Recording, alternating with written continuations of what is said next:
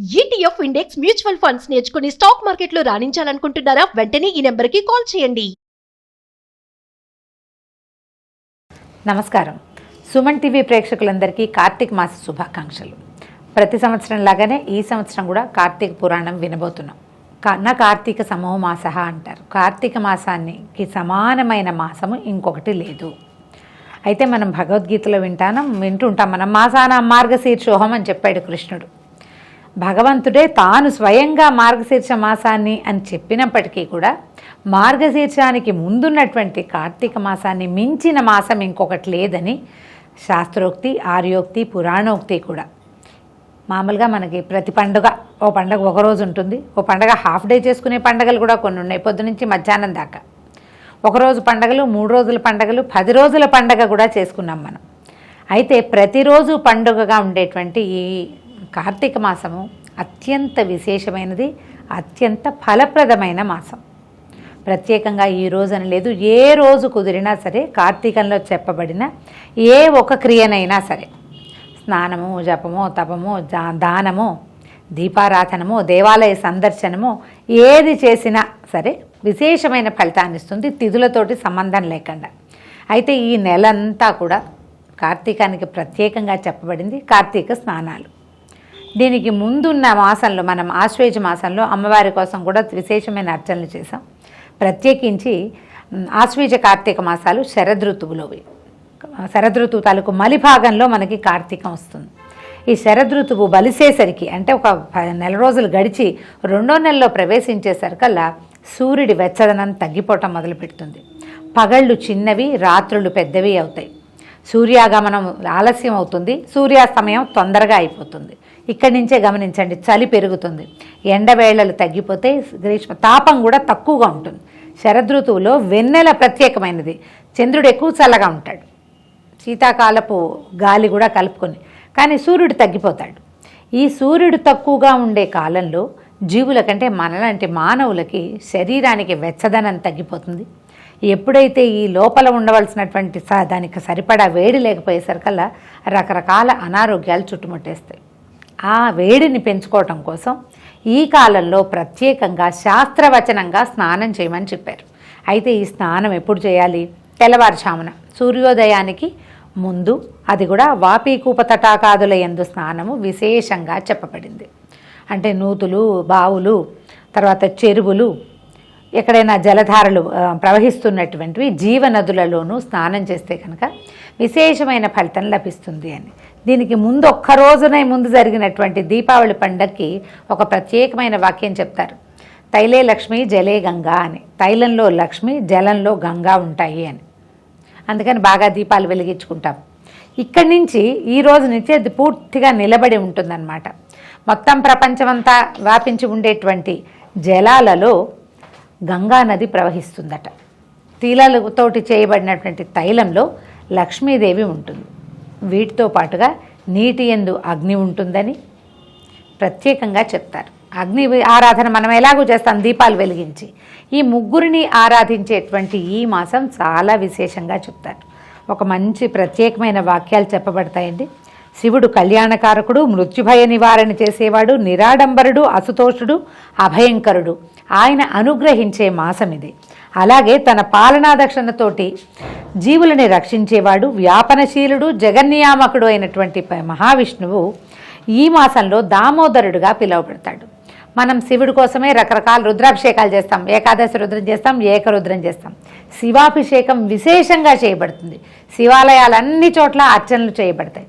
కానీ కార్తీక దామోదర ప్రీత్యర్థం అన్న వాక్యంతో పూజా ప్రారంభం జరుగుతుంది. అనుగ్రహించే పరమేశ్వరుడు మనకి ప్రత్యక్షమవుతున్న సమయంలో జగన్నియామకుడైనటువంటి విష్ణువుని తలచే శివుని పూజించాలని ఈ మాసంలో ప్రత్యేకంగా చెప్తారు. శివకేశవులిద్దరూ ఒకేసారిగా పూజింపబడేటువంటి ఈ ప్రత్యేక మాసంలో ఏ చిన్న పూజ, తపము, జపము, ఉపవాసము, స్నానము విశేషమైన ఫలితాన్ని ఇస్తాయి. ప్రత్యేకంగా కార్తీకానికి ఒకటి స్నానం చెప్పుకున్నాం, రెండోది ఉపవాస క్రియలు కూడా చాలా అత్యద్భుతమైన ఫలితాన్ని ఇస్తాయి. కార్తీక మాసానికి సంబంధించిన చాలా విషయాలు ఇంకొక వీడియోలో ప్రత్యేకంగా ఎలాగో మీరు ముందు రోజే వింటారు. ఇవాళ నుంచి మనం వినవలసినటువంటి కార్తీక పురాణాన్ని మొదలు పెట్టుకుందాం. కార్తీక పురాణం 1వ అధ్యాయం. వశిష్ఠ మహాముని జనక మహారాజుకి కార్తీక మాస విశిష్టతను వివరించడం. మహాజ్ఞాన సంపన్నులు తపోనిష్ఠులైన ఋషులకు మునులకు నిలయము పుణ్యప్రదమైన నైమిషారణ్యం. భారతదేశం నందున ఈ నైమిషారణ్యం రకరకాలైన పళ్ళు, కాయలు, పువ్వులతో నిండినటువంటి వృక్షాలు, చెట్లు, లతలతోటి అలరారుతూ ఉంటుంది. ఈ అరణ్యంలో నివసించే చిలుకలు, గోరువంకలు, చక్రవాకాలు, హంసలు, మయూరాలు వాటి విన్యాసాలతో మనసుకి ఎంతో ఆహ్లాదాన్ని కలిగిస్తూ ఉంటాయి. దానికి తోడు సహజ వైరం కలిగినటువంటి పశుపక్ష్యాది మృగాలు కూడా సహజ వైరాన్ని వదిలిపెట్టి పరస్పరం స్నేహాదరాలతోటి కలిసిమెలిసి తిరుగాడుతూ కనిపిస్తాయి. అవడానికి అరణ్యమే అయినా యజ్ఞయాగాది క్రతువులతోనూ, పురాణ ఇతిహాసాది ప్రవచనాలతోనూ, వేదాంగాది చర్చలతోనూ నిండి పరమ పవిత్రమై భూలోకంలోని స్వర్గమేమో అనిపిస్తుంది. నైమిషారణ్యం ఇప్పటికీ స్వర్గంలాగానే అనిపిస్తుంది. చాలా సహజంగా ప్రకృతికి దగ్గరగా జీవించాలనుకునే వాళ్ళు నైమిషారణ్యాన్ని తప్పకుండా ఒకసారి జీవితంలో చూడాలని చెప్తారు. అంతటి మహోన్నతమైన ఋషివాటికలో సుప్రసిద్ధుడైన వాడు సూతమహాముని. సూతమహర్షి వేదాంగ విజ్ఞాన ఘనుడు, పురాణేతిహాస ప్రవచనకర్త, భూత భవిష్యద్వర్తమానాలు తెలిసినటువంటి మహాజ్ఞాని. తనకు కలిగినటువంటి మధుర వచో సామర్థ్యంతో వేద ధర్మాలను, వేద జ్ఞానాన్ని సవిస్తరంగా వివరించి చెప్పగలిగిన మహామేధావి. సాక్షాత్తు భగత్స్వరూపుడైనటువంటి మహాముని వలనే ఈ నైమిషారణ్యం పరమ పవిత్రమై, సకల విజ్ఞాన క్షేత్రమై, మానవ ధర్మ ప్రబోధకమై ప్రకాశిస్తోంది. మనం ప్రతి వ్రతకథలోనూ చాలా వ్యవహారాల్లో, అంటే చిన్న పొన్న అన్ని వ్రతాల్లోనూ కూడా సూతమహాముని ప్రస్తావన లేకుండా ఏ వ్రత కథ కనిపించదు మనకి. సూతుడు ప్రవచనకర్తే కాదు, ఏ విషయాన్ని అడిగినా సరే సాకల్యంగా ఇది ఫలానా వాళ్ళతో చెప్తున్నప్పుడు నేను విన్నాను, వాళ్ళెవరో నాకు చెప్పారు, అది మీకు చెప్తానంటాడు. అంటే మహాముని అయినా మనకి ఎట్లాంటి ప్రబోధన చేస్తున్నారంటే, ఎవరైనా ఏదైనా చెప్తే శ్రద్ధగా వినయంతో వినాలి, ఆ విన్న విషయాన్ని ఇంకొకళ్ళకి తెలియచేయాలి. ఆ రకంగానే విజ్ఞానం ప్రపంచమంతటా వెళ్తుందని మనకి సూతమహాముని తన యొక్క ప్రజ్ఞతోటి తెలియచేస్తాడు. మనం సూతుడు చెప్పేసుకుని ఆయన వదిలిపెట్టేయకూడదు. ఈ సూతమహాముని సంగతి విని వదిలిపెట్టేయకూడదు. మనం ఎందుకు ఈయన పదే కనిపిస్తారు అని గనక ఆలోచిస్తే, ఏదైనా ఒక మంచి విషయం తెలుసుకుంటే దాన్ని స్వకపోల కల్పితంగా చేయకూడదు. నాకే తెలుసని కానీ, లేదా మనకి తెలిసిన మరి 4 ముక్కలు కలపటం కానీ చేయకుండా యథాతథంగా ఎలా విన్నామో అలాగే ప్రపంచానికి తెలియచెప్పాలి. ఒకానొక నాడు నైమిషారణ్యంలోని ఋషులంతా సూత మహర్షి దగ్గరకు వచ్చారు. ఆయన వారందరినీ గౌరవించి కూర్చోబెట్టి అందరూ ఒకేసారి వచ్చారు ఏమిటని విషయం ప్రశ్నిస్తే, వారిలో ఒకరు ఋషులందరిలోకి నాయకుడైనటువంటి శౌనకుడు నమస్కరించి, మీ కారణంగానే మేమంతా సమస్త వేద విజ్ఞాన సంపన్నులమై, కర్మధర్మ ఆచరణ ప్రవర్తకులమై, యజ్ఞయాగాది యజ్ఞయాగాది జపతపోనిష్ఠులమై వృద్ధి పొందుతున్నాము. మీ చేత కార్తీక మాస మహాత్మ్యమును చెప్పించుకుని వినాలని భావిస్తున్నాం. అంటే కార్తీకం సమీపంలోకి వచ్చింది. ఈ మాస విశిష్టతని తెలుసుకుంటే ఇక్కడున్న ఋషులందరూ కూడా తలా ఒక చోటికి వాళ్ళు వెళ్ళిన ప్రతి చోట దాన్ని ప్రచారం చేయటం కోసం, కేవలం లోక కళ్యాణం కోసం మాత్రమే వాళ్ళు కనుక్కుని సొంతంగా తెలుసుకోవటం, ఎలా విన్నారో అలా ఇంకొకళ్ళకి తెలియజేస్తారు. కార్తీక మాసము హరిహరులిద్దరికీ పరమ ప్రీతికరమైంది. ఈ మాసంలోని 30 రోజులు పరమ పవిత్రమైన పర్వదినాలే. ఈ మాసంలో చేసిన స్నాన, జప, తప, దానాలకు అపారమైన ఫలసిద్ధి లభిస్తుందని విన్నాము. అంతటి విశిష్టమైన కార్తీక మాస వైభవానంతటినీ సమస్త విశేషాలతోటి సవివరంగా వినిపించి మమ్మల్ని కృతార్థుల్ని చేయవలసిందని ఋషులందరూ సూతమహామునిని ప్రార్థించారు. సూతుడిలా చెప్పారట, మునిజన శ్రేష్ఠులారా, మీ కోరిక పరమ ఆమోదకరము. మీరన్నట్టే కార్తీక మాసము అత్యంత పుణ్యప్రదమైనది. ఈ మాసం కేవలం హరిహరులకు మాత్రమే కాదు, సమస్త దేవతలకి కూడా ప్రీతిపాత్రమైనది. ప్రతి మాసంలో ఏదో ఒక రోజు పర్వదినం ఉంటుంది, కానీ కార్తీకంలో 1 రోజులు పర్వదినాలే. ఈ మాసం ధర్మకార్యాచరణలకు, నియమనిష్టలకు నిలయం. ఈ కార్తీక మహాత్మ్యం విన్నవారికి పుణ్యగతులు లభిస్తాయి. ఈ మాసంలో కర్మసాక్షి అయిన సూర్యభగవానుడు తులారాశిలో సంచరిస్తాడు. కనుకనే ఈ మాసంలో చేసిన పూజలు, వ్రతాలు, దాన ధర్మాలకు, దీపారాధనలు, వాటికే కాకుండా దీపారాధనలు, నక్తములు, ఉపవాసములు, పురాణ శ్రవణములు అనేక జన్మలలో చేసిన పాపాలని పరిహరింపచేసి పుణ్యగతులను ప్రసాదిస్తాయి. ఇప్పుడు నక్తము, ఉపవాసము 2 వేరువేరు పదాలు వచ్చినాయి. ఉపవాసం అంటే మనకు తెలుసు, ఒక పొద్దు ఉంటాం, పగలు ఉపవాసం ఉండి రాత్రి భోజనమో లేదా పగలే భోజనం చేసి రాత్రి ఉపవాసం ఉంటాం, మనం శనివారాలు గురువారాలు చేసినట్టుగా. కార్తీక నక్తాలు చాలా విశేషమైనవండి. పగలు ఉపవాసం ఉండటం మొత్తం, అసలు ఇంకా ఏమీ లేదు, ఏదైనా ఫలహారం తీసుకోవడం లాంటివి కూడా లేదు. అసలు నిర్జలోపవాసం కూడా చేస్తారు చాలా చోట్ల, మంచినీరు కూడా తీసుకోరు. పొద్దున స్నానం చేయటము, తర్వాత జపతపాదలు నిర్వహించుకోవటము, సంధ్యావందనం చేసేవాళ్ళు అది, లేదా పూజా విధానం చేసుకునేవాళ్ళు. ఎక్కువగా మాట్లాడకూడదు, పోట్లాడకూడదు, అబద్ధాలు చెప్పకూడదు. నక్తాలు ఉండే వాళ్ళ ప్రత్యేకత ఇదే అన్నమాట. సాయంకాలం ఇలా సూర్యాస్తమయం అవ్వగానే చుక్కలు చూడంగానే భోజనం చేస్తారు. మళ్ళీ దీపం పెట్టుకోవటం, పూజ చేసుకోవటం, యథావిధిగా చేయటము. చీకటి పడంగానే భోజనం చేయటాన్ని ఈ నక్తాలు అంటారు. మొత్తం కార్తీక మాసం అంతా కూడా ఇంకా తిథి నియమాలు అవి ఏమీ లేవు వాళ్ళకి. అంతకుముందు ఏమైనా ఉపవాస నియమాలు ఉన్నా ఈ కార్తీకంలో ఇంకా ఆ నియమం పెట్టుకోరనమాట. కార్తీక నక్తాలు అనేది ఒక ప్రత్యేకమైన విధి. ఇలా నక్తాలు చేయబడే మాసం ఇంకొకటి లేదు. కుదిరితే చేయగలిగిన వాళ్ళు, ఓపికమంతులు, బీపీలు షుగర్లు అలాంటివి ఏవి లేని వాళ్ళు, అంటే హెల్త్ ప్రాబ్లమ్స్ లేని వాళ్ళు, పసిపిల్లల తల్లులు, గర్భవతులు కానివారు చేయొచ్చు మనకి ఓపిక ఉంటే కనుక. అయితే అభీష్ట సిద్ధి సిద్ధించి లభించి జీవితం సుఖమయంగా సాగుతుంది. ఇహపరాలలో ఉత్తములుగా వర్ధిల్లుతారు. మానవ శ్రేయోభిలాషలై తరించే మీకు ఈ పురాణాన్ని వినిపించడం వల్ల నేను ఉత్తమ గతిని పొందుతాను అని చెప్పాడు. ఇప్పుడు చెప్తున్నారనమాట. ఈ కార్తీక పురాణాన్ని గురించి స్కాంద పురాణంలో చెప్పబడింది. దీన్ని మొట్టమొదట పరమేశ్వరుడు పార్వతీదేవికి, శ్రీమన్నారాయణుడు మహాలక్ష్మీదేవికి, చతుర్ముఖుడు నారద మహర్షికి, అంటే బ్రహ్మదేవుడు నారద మహర్షికి, నారదుడు వశిష్ఠ మహర్షికి, వశిష్ఠుడు జనక మహారాజుకి వివరంగా చెప్పారు. వశిష్ఠుని దయ వలననే ఈ కార్తీక మాస మహాత్మ్యాన్ని వినే అదృష్టం నాకు కూడా కలిగింది. నేను విన్న ఆ విశిష్టమైన పురాణాన్ని మీకు కూడా వినిపిస్తాను. సావధాన మనస్కులుగా విని తరించండి అన్నారు. ఒకనాటి పవిత్ర దినాన వశిష్ఠ మహర్షి మిథిలా నగరానికి వచ్చి జనక మహారాజు దగ్గరికి వెళ్ళాడు. రాజర్షి అయిన జనకుడు వశిష్ఠ మహర్షికి సగౌరవంగా సముచిత మర్యాదలు చేసి, ఏం కావాలి, ఏ కారణంతో మీరు ఇక్కడికి వచ్చేశారు స్వామి అని కనుక్కున్నాడనమాట. కనుక్కుంటే వశిష్ఠ మహాముని ఏం చెప్పారంటే, సిద్ధాశ్రమంలో యాగం చేయాలని సంకల్పించాను, యాగానికి నీ సహాయం అడుగుదామని వచ్చానన్నాడు. దానికి జనకరాజర్షి ఏమన్నారంటే, మీ యాగానికి కావలసిన ధనాన్ని, అనేక విధాలైన సంభారాల్ని అన్నిటినీ మీ కోరికను అనుసరించి నేను మీకు సమర్పిస్తాను. నాకు నా సంపదలకి అంతకుమించి ప్రయోజనం ఏమీ లేదు. ఇక్కడ ఇంకొక వాక్యం మనం తెలుసుకోవాలి.